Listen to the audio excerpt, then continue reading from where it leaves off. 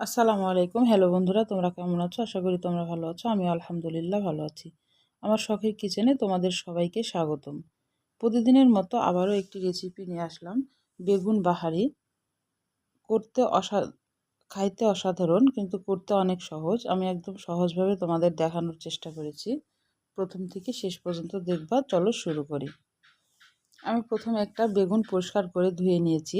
বেগুনটা আমি ফালি ফালি করে একটু লম্বাটে করে কেটে নিয়েছি, একটু চিড়ে নিয়েছি চাকু দিয়ে। তারপরে আমি লবণটা দিয়ে একটু বেগুনটা মেখে নিলাম। ভালোভাবে লবণটা চারিদিকে একটু মেখে নিয়ে আমি একটু হলুদ গুঁড়া নিলাম, মরিচের গুঁড়া নিলাম, ধনিয়ার গুঁড়া আর গরম মশলার গুঁড়া, আদা রসুন জিরা বাটা অল্প একটু করে নিলাম। একটু একটু করে মশলাগুলো নিয়ে একটু ভালোভাবে মিক্সড করে নিয়ে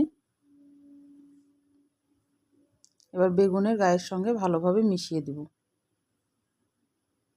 ভিতর পর্যন্ত একদম সুন্দরভাবে বেগুনটাকে একদম মিশিয়ে দেব। একদম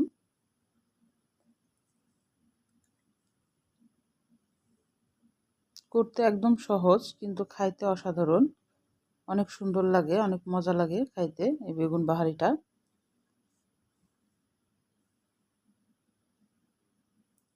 মেখে আমি 5 মিনিট একটু রেস্টে রেখে দেব। আমি ঢাকনা দিয়ে ঢেকে রাখলাম। এবার কড়াই আমি তেল দিয়ে দিলাম পরিমাণ মতো। এবার বেগুনটা আমি বসাই দেব। একদম লো আঁচে আমি বেগুনটা সুন্দর করে লাল করে ভেজে নেব। ঢাকনা দিয়ে ঢেকে দিলাম।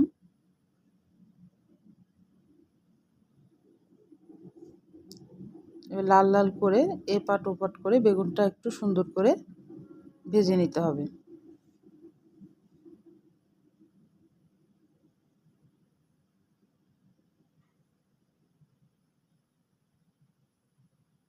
উল্টে পাল্টে বেগুনটা একটু ভালোভাবে ভেজে নিতে হবে। একটু সময় নিয়ে একদম লো আঁচে বেগুনটা ভেজে নিতে হবে। এবার আমি কিছু মশলা অ্যাড করব। আমি পেঁয়াজ কুচি আর কাঁচামরিচ কুচি দিয়ে দিলাম ওই তেলেই। বেগুনটা একটু সাইডে রেখে দিলাম। পেঁয়াজটা একটু লাল হয়ে ভাজা হয়ে গেলে আমি কিছু মশলা একটু দিব, অল্প করে একদম। জিরা বাটা দিলাম আর একটু পানি দিলাম, একটু আদা বাটা আর একটু রসুন বাটা একদমই অল্প করে দিলাম।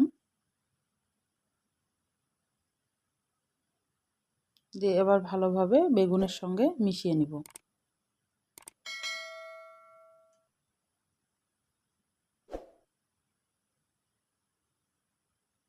দিয়ে আমি ঢাকনা দিয়ে ঢেকে লো আঁচে 2 মিনিট মতো রাখবো। উপরে তেল ভেসে এসেছে, আমার বেগুন বাহারিটা হয়ে গেছে। গরম ভাতের সাথে অসাধারণ লাগে এই বেগুন বাহারিটা। একবার তৈরি করে খেয়ে দেখো, অনেক মজা।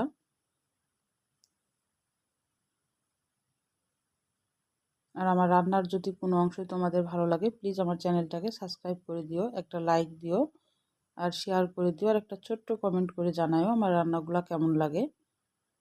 আর বেগুন বাহারিটাও কেমন হয়েছে একটা ছোট্ট কমেন্ট করে জানাতে পারো। দেখো কত সুন্দর হয়েছে, কালারটা অনেক সুন্দর আসছে আর গরম ভাতের সাথে জাস্ট জমে যায়।